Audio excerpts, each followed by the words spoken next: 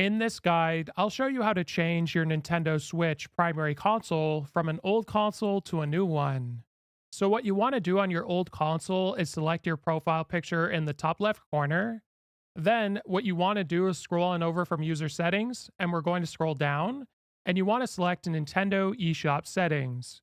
Now, this is going to open up the Nintendo eShop, and once this opens, we're going to be scrolling over and scroll down. Now, when you scroll down, you should see primary console, and this console is registered as your primary console. And you want to select deregister, and you can have a read through here. I'm going to select deregister, and then that's going to open up a different page where it's going to ask you to enter in your password for your account to verify it's you before deregistering it.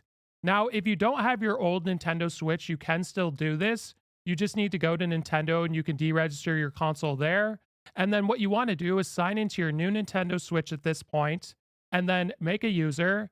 And then when you go to Nintendo eShop, it'll ask you to link your Nintendo account similar to this.